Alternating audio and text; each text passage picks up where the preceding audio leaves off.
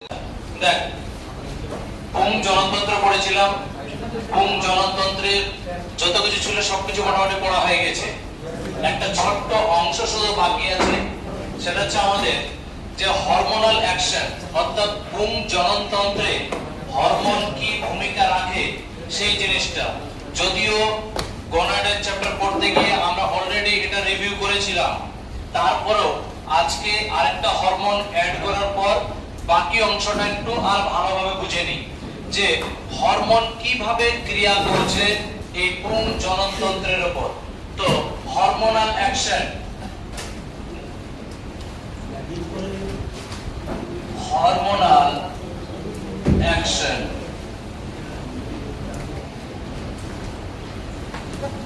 তোরা যদি বই খুলিস, যাদের কাছে ছায়া বই আছে, যাদের কাছে ছায়া আছে তাদের বইতে এই হরমোনাল অ্যাকশন নাই, বলে দিচ্ছি। বোঝা গেল? যাদের সাতরা আছে তাদের কাছে হরমোনাল অ্যাকশন বিষয়টা আছে, তবে ওখানে বিষয়টা একটু মানে সক্রিয় নিষ্ক্রিয় এইভাবে বলা আছে। তো দুটোকে কিভাবে মার্জ করে বলা যায় একটু ফিডব্যাক নিয়ন্ত্রণের মাধ্যম দিয়ে সেই জিনিসটা বুঝিয়ে বলছি।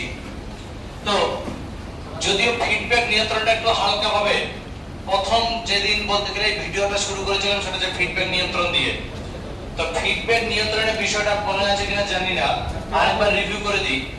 যে বলেছিলাম কোন হরমোন ক্ষরণ হচ্ছে, এবার ওই হরমোনটা কি করে আরেকটা হরমোনের ক্ষরণ নিয়ন্ত্রণ করে। তাহলে দেখা হলো হরমোন ক্ষরণটা বেশি বেড়ে যাচ্ছে, তাহলে কি হবে ওটাকে আবার কমাতে হবে। আবার দেখা হলো কমে গেছে, তাহলে সেটা কি করতে হবে, বাড়াতে হবে।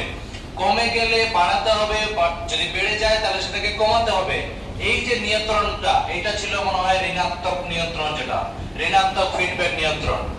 আরেকটা ছিল যে হরমোন ক্ষরণ হচ্ছে, ওটাকে আরো বাড়াতে হবে। যেমন ওর সাপেক্ষে উদাহরণ দিয়ে বলেছিলাম যখন মেয়েদের ক্ষেত্রে বিশেষ করে এটা দেখা যায় ওদের যে মেনস্ট্রুয়াল সাইকেলটা চলে, তো যখন তাদের ডিম্বাণু নিঃসরণ হয় তখন কি হয় না 14তম দিনে এলএইচ এর পরিমাণ সবথেকে হাই হয়, যেটাকে এলএইচ সার্চ বলা হয়েছিল। তো ওখানে তো হরমোন ক্ষরণ হচ্ছিল, এলএইচটা ওই দিনে আরো বেশি হলো। তাহলে এই যে নিয়ন্ত্রণ, এটা ছিল পজিটিভ নিয়ন্ত্রণ, তাই তো পজিটিভ ফিডব্যাক নিয়ন্ত্রণ। তো যাই হোক, ফিডব্যাক নিয়ন্ত্রণটা একটু বলে দিলাম। এবার আসি আমরা হরমোনাল অ্যাকশন পুং জননতন্ত্রে কিভাবে কাজ করে। আমাদের একটা গ্রন্থি রয়েছে, সেই গ্রন্থিটার নাম হচ্ছে হাইপোথ্যালামাস। হাইপোথ্যালামাস এই গ্রন্থিটা আমাদের রয়েছে। এই গ্রন্থিটা কি করে, একটা হরমোন ক্ষরণ করে। হরমোনটার নাম কি না, এই যে হরমোনটা ক্ষরণ করে তার নাম হচ্ছে GnRH। এর পুরো নাম হচ্ছে গনাডোট্রপিন রিলিজিং হরমোন। বোঝা গেল? GnRH, gonadotropin releasing hormone. এই হরমোনটা না আসে কোথায়? এই হরমোন আসে আমাদের আরেকটা গ্রন্থি রয়েছে, সেই গ্রন্থির নাম কি, পিটুইটারি। তাহলে এই আসে পিটুইটারিতে, পিটুইটারি। এই পিটুইটারি থেকে তারপরে ক্ষরণ হয় দুটো হরমোন। পিটুইটারি কোথায় আসে না, অগ্রখণ্ডকে আসে। তাহলে পিটুইটারি কোথায় আসবে, অগ্রখণ্ডকে। অগ্রখণ্ডকে আসার পর এখান থেকে দুটো হরমোন ক্ষরণ হয়, একটা হচ্ছে LH বা ICSH, আর একটা হরমোন কি ছিল, FSH, ফলিকল স্টিমুলেটিং হরমোন। আচ্ছা, এবার যেটা বিষয় যে এই LH বা ICSH এবং FSH এই দুটো কিভাবে ক্রিয়া করে। তো ICSH আমরা অলরেডি পড়েছি, এই হরমোনটা অর্থাৎ এটা এবং এটা এই দুটো হরমোনই কিন্তু শুক্রাশয়ে আসে, কিন্তু কোথায় কোথায় ক্রিয়া করে না, ICSH ক্রিয়া করে ইন্টারস্টিশিয়াল সেলে, তাই তো ইন্টারস্টিশিয়াল সেলে এসে ক্রিয়া করে। বা এটাকে আরেক নামে জেনেছিলাম, সেটা হচ্ছে কি, লেডিক সেল।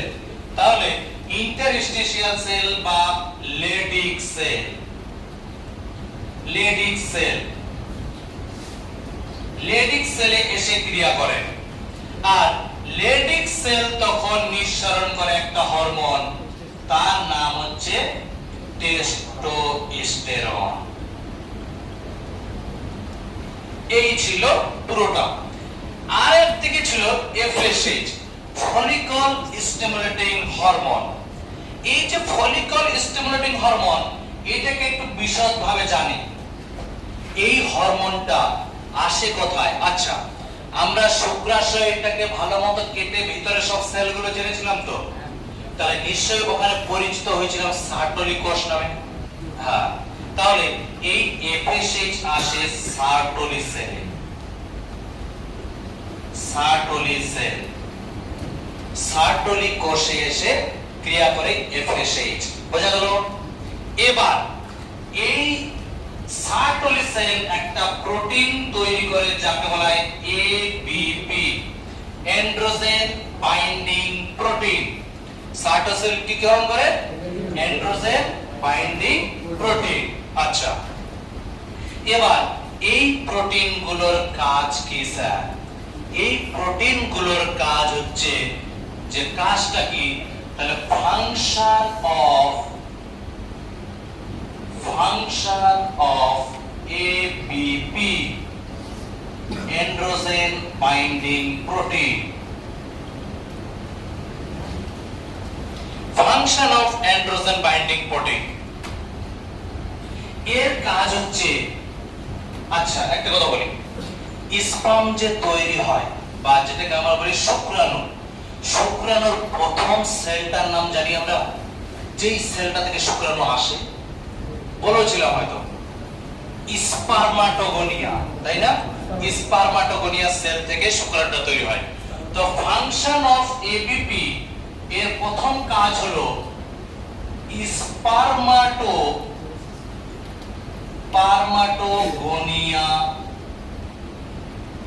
স্পার্মাটোগোনিয়া সেলকে উন্নত করা।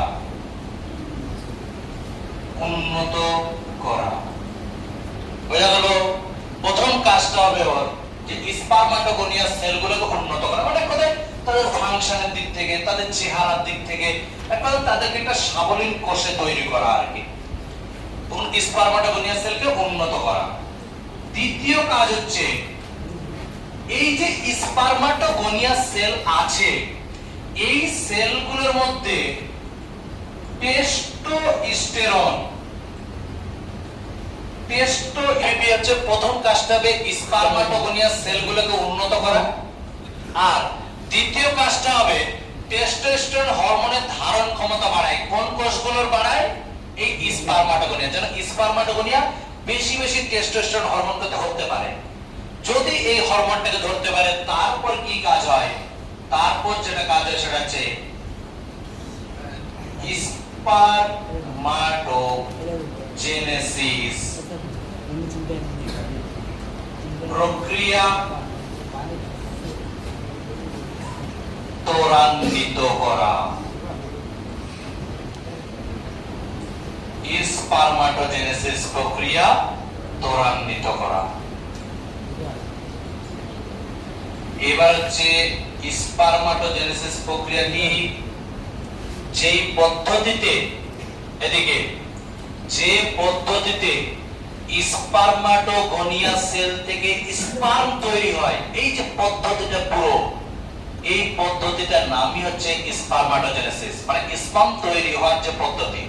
যেমন ওভাম যে তৈরি হয়, তার ওগোনিয়া সেল থেকে ওভাম তৈরি, একে বলা হয় ওজেনেসিস। তো স্পারমাটোজেনেসিস মানে হলো স্পার্ম তৈরির পদ্ধতি। তাহলে স্পার্ম তৈরির যে প্রক্রিয়া সেটা হচ্ছে স্পারমাটোজেনেসিস। এই স্পারমাটোজেনেসিস প্রক্রিয়াটাকে কি করে? ত্বরান্বিত করে। তাহলে দেখ, স্পার্ম তৈরি হলো, টেস্টোস্টেরন হলো, তাহলে এই যে হরমোনগুলো তৈরি হলো সব, এটাই তো পুংজননতন্ত্রে হরমোনাল অ্যাকশন কাজ করছে। পুংজননতন্ত্রে তো এটাই কাজ। এক হচ্ছে হরমোন উৎপাদন করা, আর এক হচ্ছে স্পার্ম প্রোডাকশন করা। তাহলে হরমোন তৈরি হয়েছে, তার সাথে সাথে স্পার্ম প্রোডাকশন হয়েছে। এইভাবেই হরমোন কাজ করছে স্পার্ম তৈরিতে, আর হরমোন যেটা গনাড হরমোন সেটা তৈরিতে। বোঝা গেল?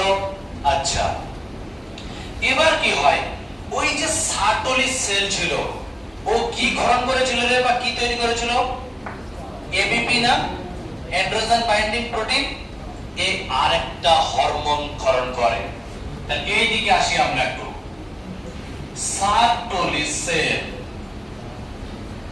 সার্টোলিসেল কি করে? এই আরেকটা হরমোন ক্ষরণ করে যার নাম হচ্ছে ইনহিবিন। যেদিন তোদের শুক্রাশয়ের গঠনটা পড়েছিলাম সেদিন একটু বলেছিলাম যে ওখানে সার্টোলিসের একটা হরমোন ক্ষরণ করে যার নাম হচ্ছে ইনহিবিন। তো এই যে ইনহিবিন, এবার এর কাজ কি? এ বলতে পারিস একটা আছে ইন্ডিকেটর। কেমন বলি? Low level of inhibin. ইনহিবিনের লেভেল কম, ঠিক আছে? কি বললাম? ইনহিবিনের লেভেল কম,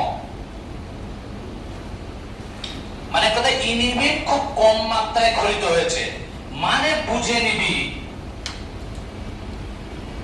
স্পার্ম কাউন্ট লো, মানে বুঝে নিবি স্পার্ম খুব কম পরিমাণে তৈরি হয়েছে। বোঝা গেল? ইনহিবিনের পরিমাণ কম মানে ভেবে নিতে হবে স্পার্মেরও পরিমাণ কম।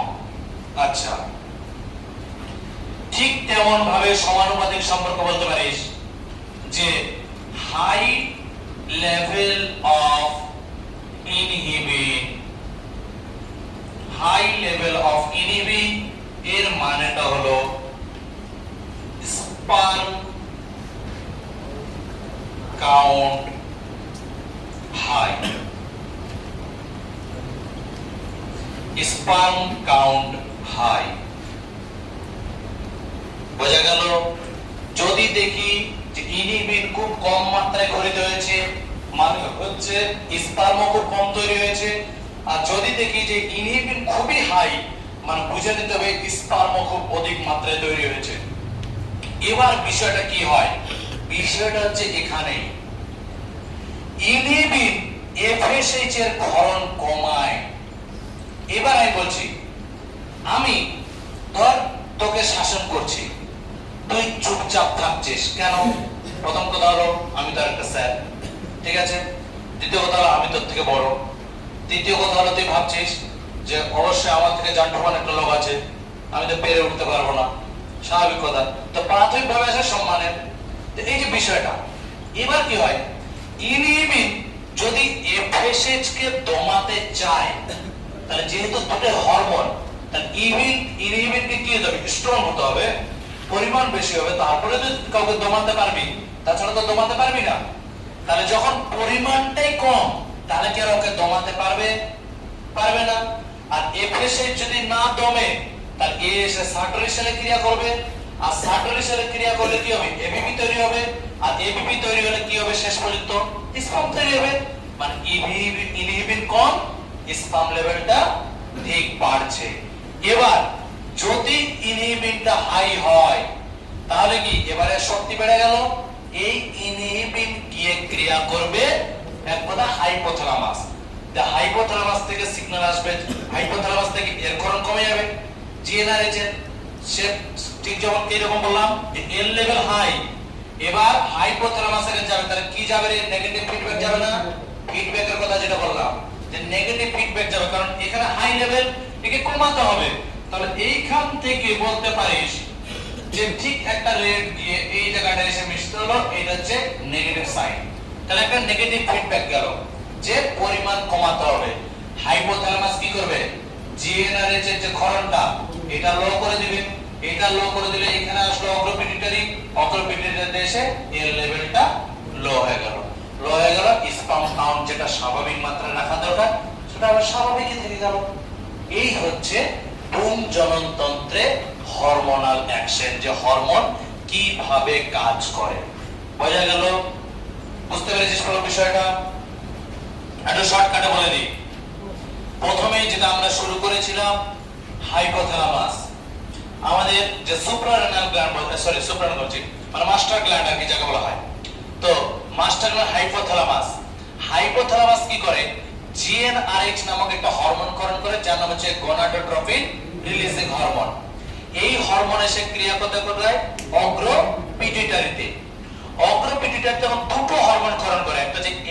বা আইসিএসএইচ যেটা হচ্ছে সমান, মানে এলএইচ মেয়েদের ক্ষেত্রে বলা হয়, আইসিএসএইচ ছেলেদের ক্ষেত্রে বলা হয়। তাহলে এলএইচ বা আইসিএসএইচ আর তার সাথে এফএসএইচ। এবার এই এলএইচ ক্রিয়া কোথায় ক্রিয়া করে? ইন্টারস্টিয়াল সেল বা লেডিক সেলে। লেডিক সেল থেকে তখন কে ক্ষরণ করে? টেস্টোস্টেরন করে।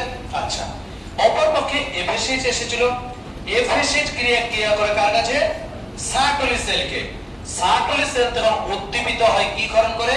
Androgen binding protein, ABP, androgen binding protein. এবার এর কাজ কি? এটা এর কি করে? স্পারমাটোগোনিয়া সেল, মানে এটা এই সেল যেখান থেকে স্পার্ম তৈরি হয়, তাহলে স্পারমাটোগোনিয়া সেলকে উন্নত করে, মানে কথা তাকে পরিপুষ্ট করে, কারণ যেহেতু ওখান থেকে স্পার্ম তৈরি হবে। তারপরে কি করে? ওই স্পারমাটোগোনিয়া সেল যেন টেস্টোস্টেরন হরমোনকে ধরতে পারে বা ওর মধ্যে নিতে পারে, সেই যে ধারণ ক্ষমতা, সেই ধারণ ক্ষমতা কিন্তু এই এবিপি ইনক্রিজ করে। কার? এই স্পারমাটোগোনিয়া সেলের টেস্টোস্টেরন ধরার ক্ষমতা। আর তারপরে যখন এটা পুরোপুরি হয়ে যায়, তখন শেষে কি করে? স্পারমাটোজেনেসিস বা যেটাকে বলা হয় স্পার্ম তৈরির পদ্ধতি, এই পদ্ধতি বা প্রক্রিয়াটাকে কি করে? ত্বরান্বিত করে। বোঝা গেল?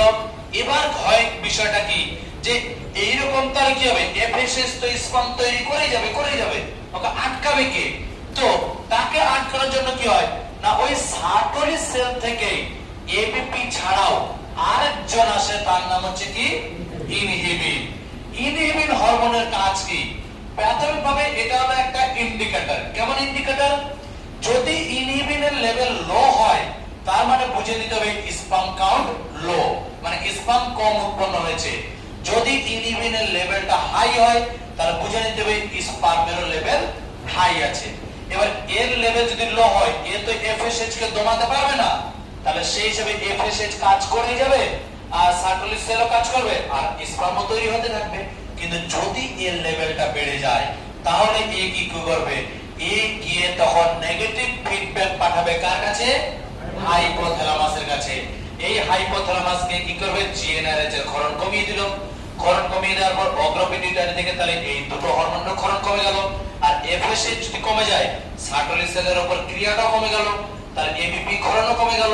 আর এবিপি ক্ষরণ যদি কমে যায়, তাহলে স্পারমাটোজেনেসিসও কমে গেল। এই স্পার্ম যে অধিক উৎপন্ন হতো, সেটা কি হলো? লেভেলে চলে আসলো। এই হচ্ছে পুরো হরমোনাল অ্যাকশন।